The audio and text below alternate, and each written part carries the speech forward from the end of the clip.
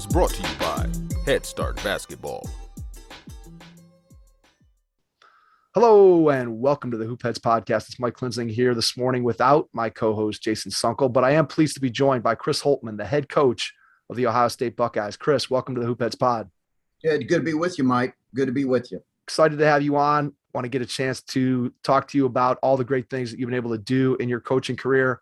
Want to start by asking you just to think back in time to when you were a little bit younger and you were considering, what am I going to do with my life? When did coaching come on your radar? You know, I think like a lot of guys who went into coaching or whatever profession they've chosen, you know, you have somebody in your life that's instrumental in you developing an interest in that. And you know, I always loved basketball. I grew up loving basketball. I grew up in Lexington, Kentucky, basketball crazy area, basketball crazy state. But coaching really got into my blood as I got into college, and particularly as I played for my college coach who just passed away, Paul Patterson at Taylor University. He was just so instrumental in me, and I was a little bit burnt out after playing, so I got away from it for a year, and then after that year, I knew right away what I wanted to do long term. Did you think while you were playing, were you more focused on being a player, or did you always know in the back of your mind that coaching was something that you wanted to do? Did you see yourself doing something outside of basketball? Yeah, you know, I got Urban did as well. I got a degree in psychology, so I thought eventually that's what I would do. You know, some type of either teaching or therapy or something along those lines. And I remember having conversations with Urban about that too, how we'd use that degree in coaching some. But I think I wasn't really sure that coaching was going to be my path really until after I got away from the game and realized how much I missed it.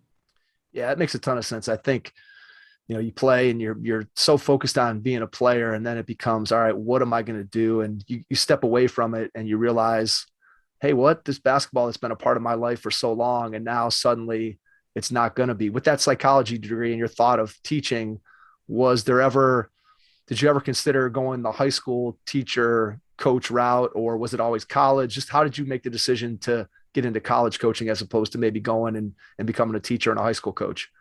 Yeah, I think I could have went that route easily. And perhaps if I'd have went and gotten a secondary ed degree in college, that might have been the path I chose and decided to go. That might have been the direction I went. You know, as you know, there's a lot of tremendous high school coaches. And guys that have, you know, the higher the level doesn't necessarily mean the better the coach, as we all know. And there's a lot of tremendous high school coaches who've really committed their lives to this. You know, one of the things that we do is, you know, we have maybe more time to do it here because we're not teaching, but we are recruiting, and that takes up a large amount of our time. So I did think about that. I actually thought about it well into even when I started being a graduate assistant.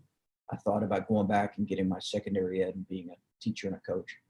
What did you like about coaching right from the very beginning? What about it grabbed you and said, oh, this is what I want to do for the rest of my life? Obviously, the basketball piece has been so important to you and your love of the game, but coaching in and of itself, what aspect of coaching did you take to right away?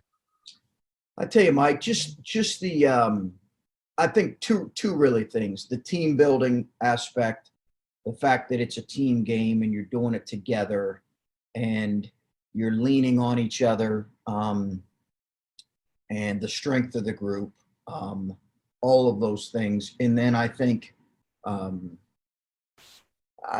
was probably number one. And then I just loved the competitive part of basketball, of sports in general, but of basketball. I love the competitive part of it. There's a lot of other things that I liked, and probably my greatest motivation for going into coaching was I saw that I could do something I love that could have a real positive impact on people if it was done in a responsible way.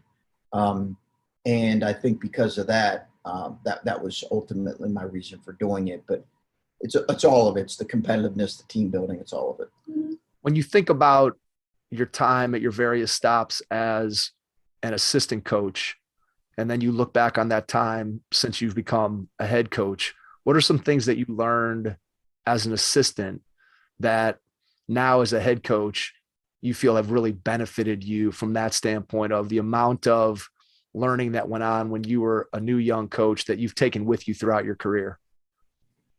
You know, one of the things that you can't do in this profession and be successful is skip steps. And I think every step you take as a coach, you have to embrace that for what it is and embrace that it's building you if you do it well. And if you lose yourself in that particular job. For me, my first one was, you know, I was washing the jerseys of guys who played after me at my university, and I knew their jersey and I knew them, and they weren't as good a player as I was. In some cases, really in most cases, no offense to them, but it just, there was a willingness to kind of, my college coach, you know, you get when you start in the profession, you got to kind of suck scum. It's a little bit, you know, it's a little bit like you got to do the grunt work, but you can't skip steps. There's a process to all that, in a building of your career, and what do you take from each one of those steps. And if you do that, then hopefully it'll prepare you for what is ultimately your goal, which in a lot of cases is become a head coach at whatever level. But if you skip steps, if you jump, if you think about the end before, you know, we talk to our team all the time about focus on the bricks, not the wall. If you do focus on the bricks, it prepares you for what can ultimately be. So when you got that first head coaching job at Gardner-Webb, what was the biggest adjustment, surprise, something that maybe you didn't realize about being a head coach that was different? Obviously, there's a lot different from being an assistant to being a head coach, and your name's on the record and your nameplate's on the door above the office and all those things that go along with that. But what was different for you that maybe you didn't expect as a head coach coming from the assistant ranks? Well, number one, and coaches will tell you, you sleep a lot less. You sleep a lot less because whatever goes down, it's your name as the head coach. And ultimately, you're responsible, even if you didn't contribute to something happening. It is your responsibility. Coaches get far too much credit. They in some cases, they certainly get too much blame as well. Head coaches, that is.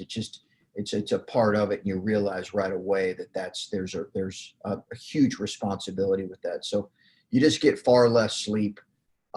I think, you know, early on, I had to realize that as a coach, you're looking at the big picture. As an assistant, you really have a specific area that you're focused in on, but you don't see things as the big picture. You don't see, you just kind of see your specific world, whatever that is. When did you feel like you had a handle on what your coaching philosophy was going to be as a head coach? Is that something that you walked in the door on the first day and felt like, because of your experience as an assistant and the guys that you had worked for before and your playing experience, that you had a pretty good handle on the way that you wanted your teams to play, obviously depending on personnel and all those kinds of things? Or was that something that you had to build into over the course of your head coaching career? Yeah, you know, I think as much as anything, that was that general core principles, foundational principles of how you want to play were set in place and were formed by the people that I coached or played for or coached with, or that I saw was successful. But I certainly didn't have it figured out. You know, you're always adapting. And there was some, I mean, I got a technical one time in my first year for 6 players on the floor. How about that screw up can you imagine doing that nowadays? Knock on wood, the media would be all over that. Hope it was just at a small Division I school. So it was kind of, no one knew, but it was a really embarrassing moment. There's a lot thrown at you when you become a head coach that you just, it's coming at you from all angles and even and more so the higher the level. But I think in terms of my core beliefs and what I thought was going to be successful, those were in place before, and they've evolved since. what's something you just mentioned, things are coming at you that maybe people on the outside don't understand what's coming at you. So as the head coach at Ohio State, what's something that comes at you pretty frequently that somebody who's sitting on the outside may not understand that you have to deal with on a daily, weekly, monthly basis?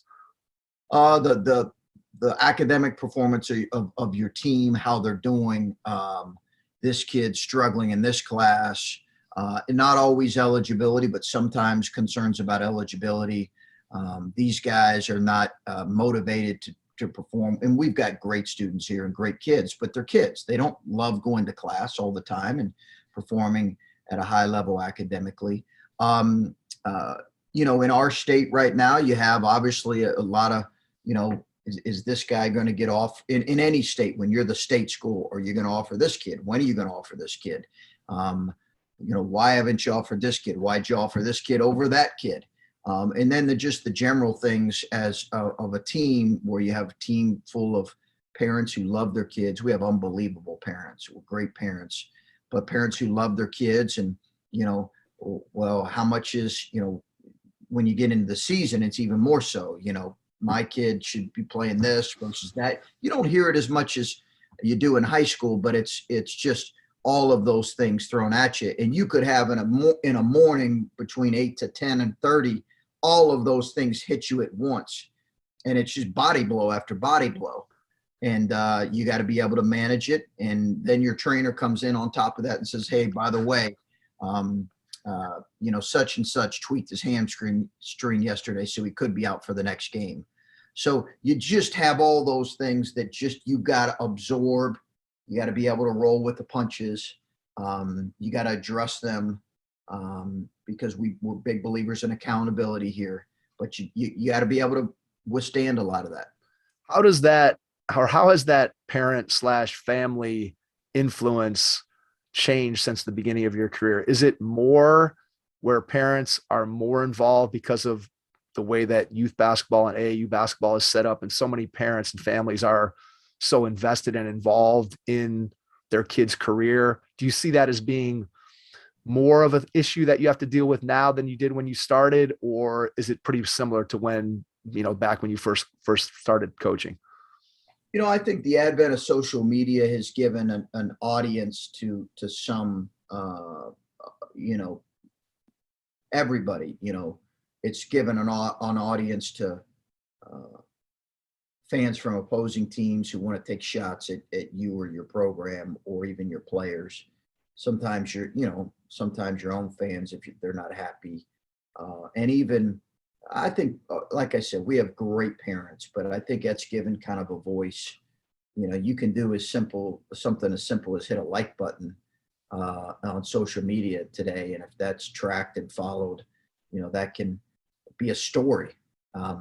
So I think that has created, and I just think in general, people have talked about, I've had AAU coaches talk to me about the challenges they face in the summer and just all they have to go through. And I was like, hey, I get it, but that's our life. And again, there's a lot of parents who handle things really well, but we all know that emotions can get the best of us when it comes to our own children at times.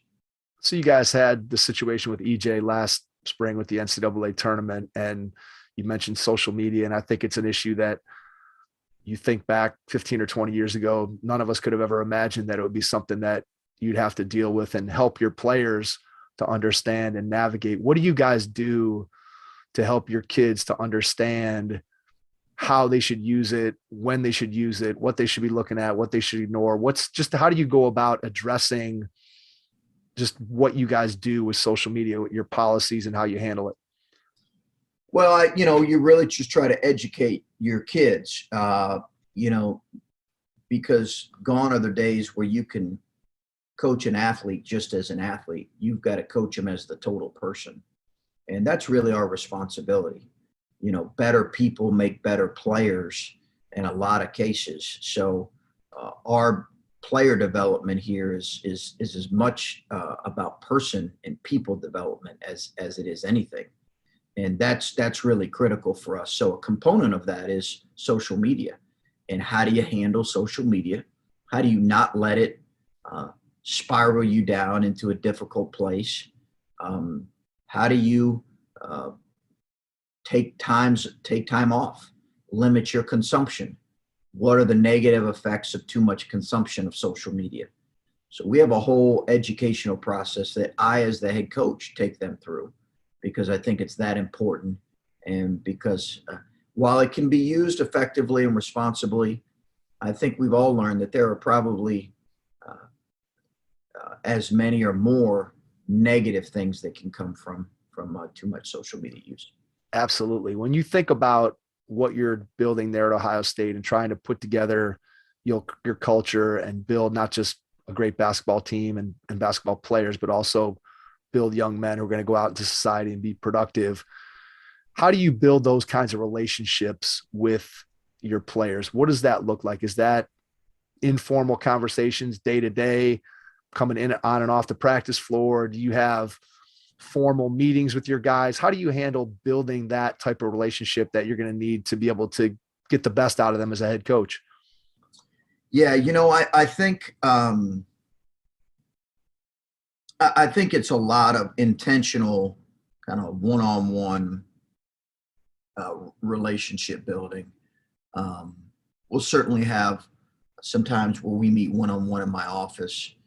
We'll have times where I pull them after practice and sit down and talk to them for 15, 20 minutes. Occasionally we'll go out and have a quick lunch. I think that they understand this. I'm not their buddy. I'm their coach. But there's a relationship component that's important now that maybe wasn't 15 to 20, 30 years ago. I think there's an important, that's a very important component. But for me, I've always said that, I'm not trying to build a relationship with our players because I want them to perform at a higher level.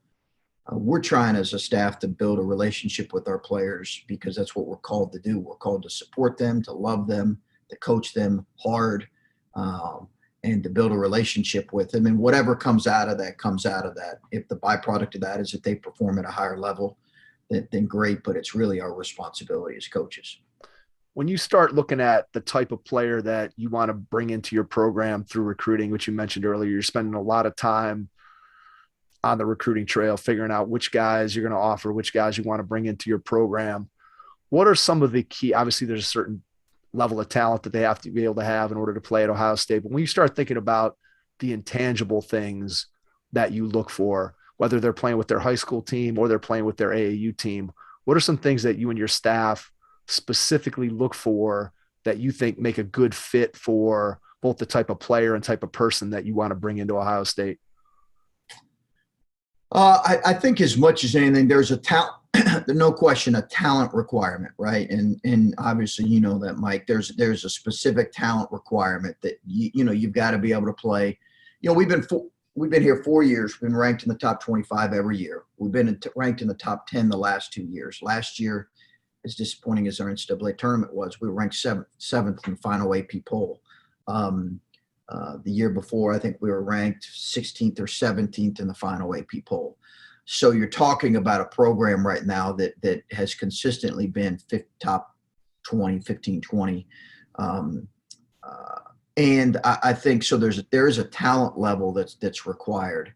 I think the character piece is really important for us. We've got tremendous kids, and they're not perfect. For sure, but they're tremendous people, and our best players typically have been our best kids, and I think that's what excites me. So you look at some of the guys we've recruited, whether it's a Kyle Young, a Justin Arns, Michi Johnson, a EJ Liddell, a Malachi Brandt, on down the line, Zed Key, Gene. So I could say so many. They're really high level kids. And I think for us, that character piece is really, really important. But there's a talent level required. There's a character piece. And then we're looking for tough competitive people. How do you balance when you're watching a player, what do you look for when you're watching them play with their high school team versus what you're watching them when you're watching them play with their AAU team? Are you looking for something similar, something different? Is it easier to evaluate them in one environment or the other? Just talk a little bit about how you balance out looking at a player in those two different environments. Well, both environments and both settings are great, and we communicate probably equally with both coaches, both AAU and high school coaches. And there's really good coaches in AAU in some really good AAU programs. I mean, really good coaches. And obviously, as I said, there's some really good high school coaches. I think for us, what we're looking for is, we had a kid, Kamar Baldwin, who we recruited when we were at Butler, ended up being, I think he's the top 3 or 4 leading scorer in the history of the school. Is right there as a fringe NBA player, but had a phenomenal career. It was all conference multiple times. And I remember watching him, and he came off the bench. He played on an AAU team in Georgia, really, really talented AAU team. And he came off the bench, and his energy, whether he was starting or coming off the bench, never deviated. It never changed. And I said, that's a character thing with that kid. That is a character thing. And he's somebody that we have to get. And he ended up being what we thought, which was a great player. Talent combined with character allowed him to be a great player. Once you have the guys there on campus, and let's talk off-season workouts, and you're trying to put together a plan to help each player improve their game over the summer, what does that look like from a planning standpoint from you and your staff? Obviously, you're looking at, if you have a returning player, you're looking at what they did last year and what you already know about them, a high school player or a new player coming into the program, you're looking at tape or your evaluation. But just what's your planning process for your off-season workouts to make sure you're maximizing the ability of those players to improve? Well, it's specific to each player, as you could expect. What one young man may need, what EJ Liddell may need is not the same maybe that Gene Brown or Jimmy Sotos may need. It's different. So we really tried to make it specific. Like for EJ this year, we were trying to continue to help him when we had him with growing in those areas that would help him at the next level. We were trying to spend a lot of time in the summer with that. And I think it's tailored, really specific. One of the things that I've said, and I believe I'm a high level believer in it right now, is our player development program has been as good as any in the country. And it's been really a credit to our guys. You look at a guy like Andre Wesson, he got better every year here because he really worked at it. His shooting percentage went from, I think, 26% as a sophomore to 42 or 43% as a senior on more shot attempts from 3. His brother did the same thing, took a tremendous jump. Those guys really worked at it. Dwayne Washington was the 164th ranked player in the country coming out of high school. He's with the Indiana Pacers, signed a 2-way after 3 years in college. So guys that have embraced this idea of getting better have really gotten better. And it's been really good to see. So as you're developing your individual players, and obviously guys who are coming to play at Ohio State have aspirations of playing in the NBA or playing overseas, and they have goals beyond just their college experience. And yet you, as the head coach, it's your job to make sure that you're putting everything together so that you not only have those players developing individually, as you mentioned, but you're also trying to put together a team and win games and have camaraderie and have those guys get along and be great teammates. So how do you go about making sure that the individual goals of your players don't supersede the goals of your team? Yeah, it's a balance, and it's a consistent balance. Or it's a consistent challenge is what I would say for every coach at this level. There's a lot of things that are going on right now for college coaches. You saw some tremendous coaches just retire because of, a lot of speculation, but maybe it was, the influx of incredible amounts of transfers, just all that kind of So I think there are some new challenges that can be looked at as opportunities as well, if you, I think for us. But that's probably as great a challenge, this idea of building a team centered around talented players who really have aspirations, individual aspirations to play at the highest level, and yet at the same time understand that they're playing a team game. It's not golf, it's a team game. And there's a willingness to sacrifice that's required. I think what we try to do is make them understand the power of what winning can do for them individually, being a part of a winning team. And also, honestly, you try to show them examples of people at the highest level who have made sacrifices and who have found a way to, you can see it on every championship team in the NBA. There is a thread of incredible unselfishness and what my college coach used to say, teamness, and guys that have bought into the team as the greater good. And in some cases have had to make some sacrifices, but they benefited from it. So you try to hold those examples up. That's what, LeBron has some phenomenal quotes about understanding a role and playing within a team and embracing that. And he's been while he's been the best player in the world for a long time, I think you can look at LeBron and say he's also been a pretty phenomenal teammate in a lot of ways. So you try to hold up examples of what that looks like, and that if the best players in the world are doing it, you can do it as well.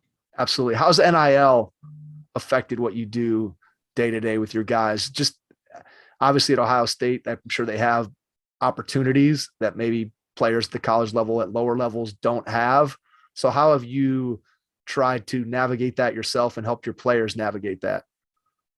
Nothing day to day. I wouldn't say it affects us day to day. We've just really tried to embrace it and embrace it with open arms and be really open to it, and try to be, in a way, as much as possible, a way to assist our guys. I don't have a specific role in it, but we want them to know that as long as it's not a distraction, we want them to embrace this new world of college athletics. And we've seen guys really benefit from it already in these first few months, really benefit from it financially. And I love that for our kids. Absolutely. All right. I want to ask you one final two-part question before we wrap up. When you think about what you get to do on a daily basis at Ohio State, what is your biggest challenge when you look ahead over the next year or two? And then the second part of the question is, when you wake up in the morning, you think about being the head coach at Ohio State, what's your biggest joy? So your biggest challenge and your biggest joy. I think the biggest challenge is in a job like this is the consistent challenge of roster construction and managing the roster at this level with all that's going on, just with the constant change that you find in rosters, and trying to maintain a level of consistency and competitiveness. Again, we've been here 4 years. We would have been a single seed 3 of the 4 years. 1 year was a pandemic. We were a 2 seed last year, despite as getting upset and as disappointing as it was. We were picked 11th and 8th our first 2 years in the Big Ten, and won 2 NCAA tournament games.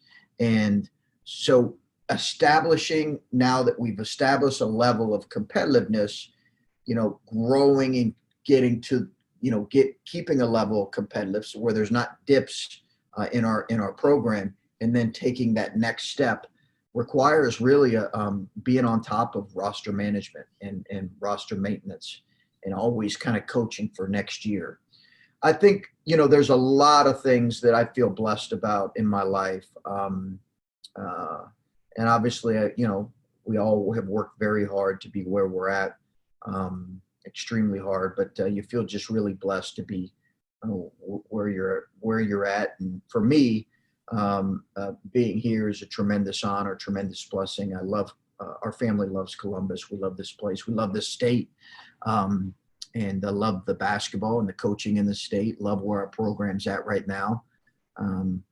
So, while the stress is significant, the demands are high, in my more sane moments, which are probably few and far between in the season, I do have a smile on my face about how fortunate, how much I enjoy this. Absolutely. Chris, I cannot thank you enough for taking the time out of your schedule today. Before we get out, if you want to share just how people can follow you, your program, whether it's social media, email, whatever you feel comfortable sharing, and then I'll jump back in and wrap things up. Yeah, you can feel free to follow me. I don't even know what you can follow me if you'd like. I have, most of my information is about our program on Twitter, and it's at Chris Holtmann. It's with 2 N's. Our basketball people do an unbelievable job on social media. I also have an Instagram page on that you can connect to on my Twitter page. Our basketball social media team's phenomenal. They've stepped it up really the last few years. So they'll have some fun stuff about our program here as we get close to the season. Terrific. Again, Chris, can't thank you enough for taking the time to talk with us today. Really appreciate it. And to everyone out there, thanks for listening, and we will catch you on our next episode. Thanks. Thanks for listening to the Hoop Heads podcast, presented by Head Start Basketball.